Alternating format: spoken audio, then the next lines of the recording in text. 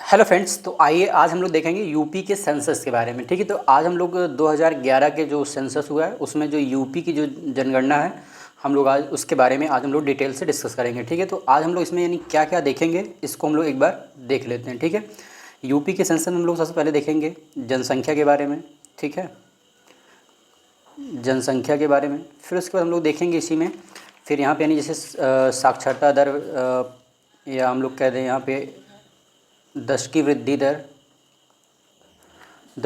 दर, फिर हम लोग यानी कि एनालिसिस करेंगे पिछले जो कुछ जो क्वेश्चन आए हैं उसको ट्रेंड को ध्यान में रखते हुए, जो पिछले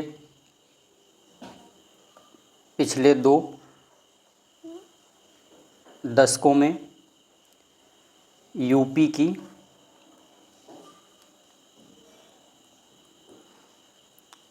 जनसंख्या में वृद्धि का क्या कारण था। ठीक है, फिर उसके बाद हम लोग देखेंगे जनसंख्या घनत्व के बारे में देखेंगे। ठीक है, फिर उसके आगे हम लोग चलेंगे तो सेक्स रेशियो देखेंगे, लिंगानुपात। ठीक, लिंगानुपात के बाद हम लोग क्या देखेंगे। ठीक है, लिंगानुपात के बाद हम लोग देखेंगे साक्षरता दर। ठीक है, साक्षरता दर, लिटरेसी रेट।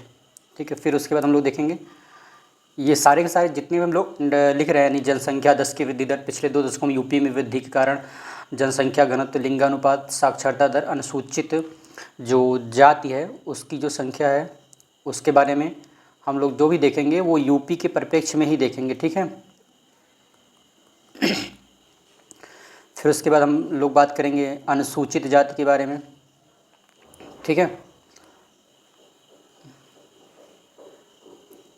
अनुसूचित जनजाति के बारे में। ठीक, फिर नेक्स्ट हम लोग देखेंगे नगरीकरण। ठीक, नगरीकरण के बाद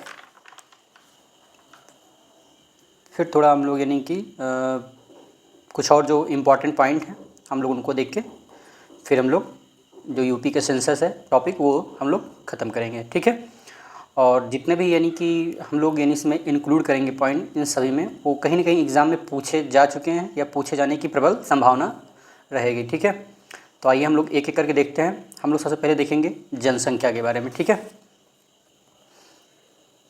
ठीक, तो सबसे पहले हम लोग देखेंगे जनसंख्या के बारे में, पॉपुलेशन। ये वाला वीडियो भी यानी 2 पार्ट में ही जाएगा। ठीक है, क्योंकि ज़्यादा बड़ा लंबा वीडियो हो जाता है तो शायद हो सकता अभी स्टार्टिंग है, मैं नया हूँ, चीज़ें कम समझ में आती हूँ, तो आप समझने का प्रयास करें, समझ में आएगा, नो डाउट। ठीक है, तो हम लोग सबसे पहला टॉपिक देखेंगे जनसंख्या। ठीक है, अगर हम लोग बात करें कि जो भारत की कुल जनसंख्या का यूपी में कितना परसेंटेज जनसंख्या निवास करता है। ठीक है, जैसे वर्तमान में आज यानी भारत में भारत की जो टोटल जनसंख्या लगभग 1.4 मतलब 140 करोड़, मान लो 140 करोड़ जनसंख्या टोटल लगभग, ठीक है, अप्रॉक्सीमेटली, ठीक है, निवास करती है। ठीक है, हम लोग अगर बात करें कि यानी भारत की कुल जनसंख्या का यूपी में यानी कितना परसेंट जनसंख्या निवास करती है। जैसे कि आप 2011 की जनगणना के अकॉर्डिंग अगर देखें तो यूपी में जो जनसंख्या है लगभग 19 करोड़ 98 लाख।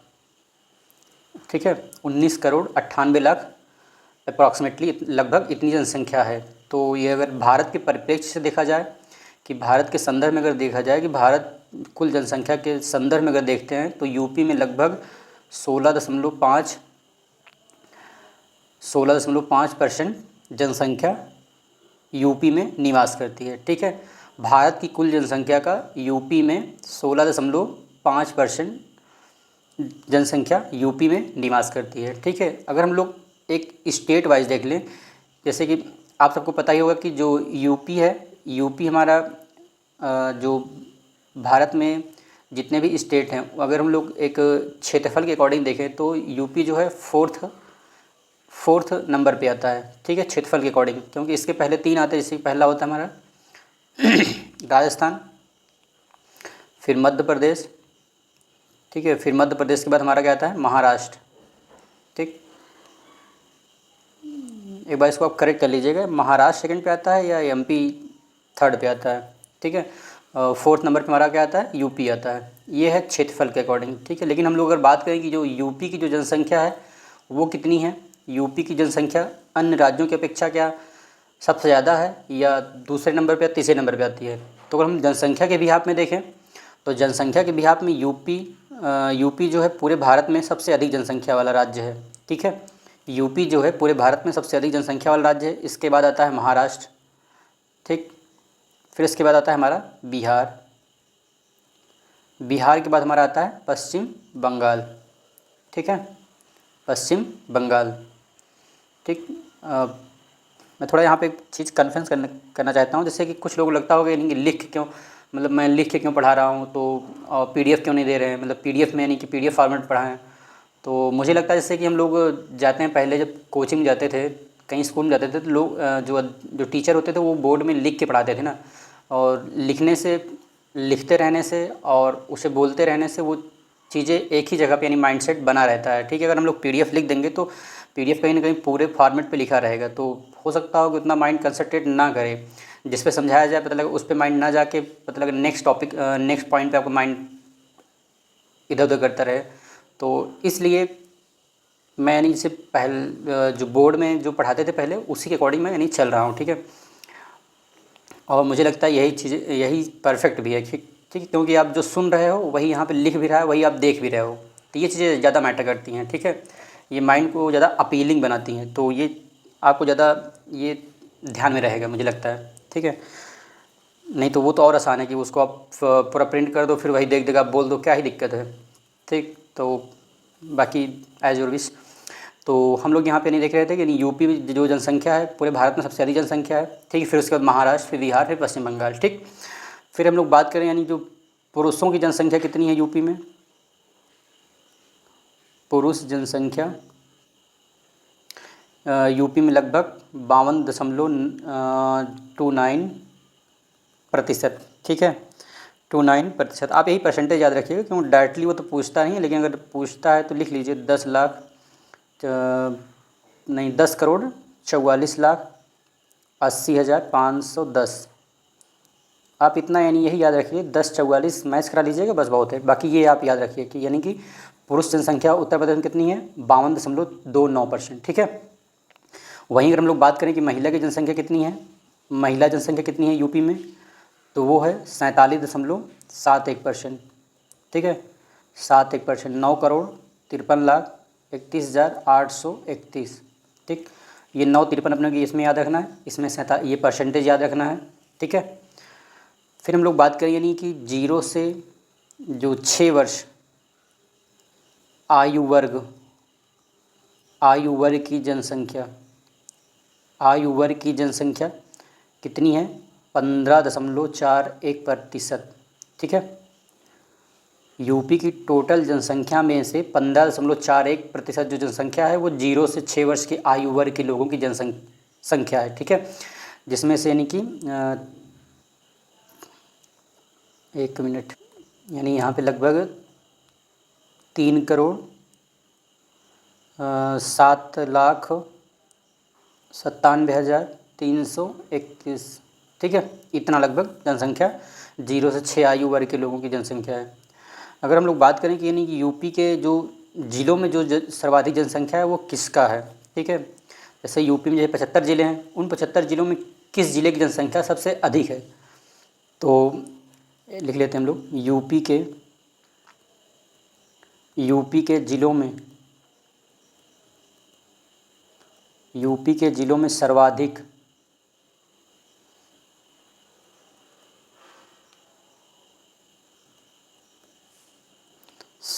जनसंख्या ठीक है, तो हम लोग क्रमशः अगर देखें तो सबसे पहले आप पता ही होगा कि सबसे अधिक जनसंख्या कहाँ पे है, इलाहाबाद में, जिसे आज वर्तमान में प्रयागराज कहते हैं। ठीक है, और फिर उसके बाद आता है हमारा मुरादाबाद, फिर उसके बाद हमारा आता है मुरादाबाद के बाद हमारा आता है गाज़ियाबाद। ठीक है, मुरादाबाद के बाद हमारा आता है गाज़ियाबाद। तो यहाँ पे हम लोग चाहें तो जैसे कि आज इलाहाबाद को हम लोग क्या बोलते हैं, प्रयागराज। प्रयागराज को हम लोग पी से डिनोट कर सकते हैं, ठीक है। मुरादाबाद को हम लोग एम से डिनोट कर सकते हैं। गाज़ियाबाद को जी से डिनोट कर सकते हैं, ठीक है।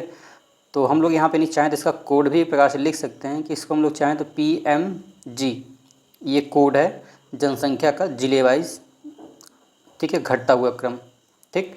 यानी प्रयागराज में सबसे ज़्यादा जनसंख्या रहती है, फिर मुरादाबाद में, फिर गाज़ियाबाद में, ठीक है। फिर नेक्स्ट अगर हम लोग बात करें यूपी के, अब हम लोग बात करते हैं यहाँ पे, हम अभी तक हम लोगों ने क्या देखा, सर्वाधिक देखा जो ज़िले में जनसंख्या। अब हम लोग देखें न्यूनतम, ठीक है। यूपी के ज़िलों में न्यूनतम जनसंख्या, तो न्यूनतम जनसंख्या अगर हम लोग बात करें तो सबसे न्यूनतम जनसंख्या है महोबा में, फिर उसके बाद है चित्रकूट में, चित्रकूट के बाद आता है हमीरपुर, ठीक है। इसका भी हम लोग चाहें जैसे M से महोबा, और C से चित्रकूट, H से हमीरपुर, MCH, ठीक है। तो चाहें तो ऐसे भी यानी याद रखा जा सकता है, बाकी तो आप जब कई बार देखेंगे तो वो चीज़ें याद हो जाएंगी, ठीक है। बार बार मैं बोल रहा हूँ, आप अपने तरीके से नोट्स ज़रूर बनाएं, ठीक है। आप अपने तरीके से जैसे भी आपको याद रह सके आप उस तरीके के कुछ निमोनिक्स बना के आप चीज़ों को याद रखने का प्रयास करें, ठीक है। ये हो गया यानी कि न्यूनतम जनसंख्या वाले जितने भी हैं। अब हम लोग अगर यही बात करें कि जो 10 की वृद्धि दर में, हम लोग नेक्स्ट टॉपिक देखते हैं, ये हमारा जनसंख्या का टॉपिक कंप्लीट हो गया, ठीक है, यूपी में जनसंख्या का टॉपिक। ठीक, अब हम लोग देखते हैं यहाँ पे जो 10 की वृद्धि दर है उसके बारे में देखते हैं।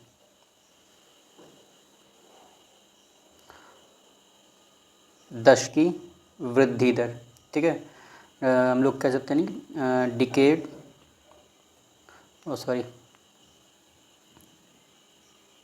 डिकेडल ग्रोथ रेट, ठीक। तो यहाँ हम लोग बात करें कि जिससे कि आखिर ये होता क्या है, जैसे अगर हम लोग ये नहीं इसकी अगर चर्चा करें 10 की वृद्धि दर होता क्या, यानी कि 10 वर्षों में जो कितनी जनसंख्या की वृद्धि हुई है, यही होता है, ठीक है। 10 की वृद्धि दर मतलब कि जो 10 वर्षों में कितनी जनसंख्या की वृद्धि हुई है, वही इसका मतलब होता है 10 की वृद्धि दर, ठीक है। कितनी जनसंख्या वृद्धि हुई, ठीक, यही है मतलब अपना 10 की वृद्धि दर, ठीक। तो हम लोग अगर बात करें कि यानी यूपी में जनसंख्या की 10 की वृद्धि दर, अगर हम लोग बात करें जनसंख्या की 10 की वृद्धि, जैसे 10 की मतलब कि जो 2001 से 2011, अभी जो लास्ट जनगणना हुई है 2011 में हुई है, ठीक है।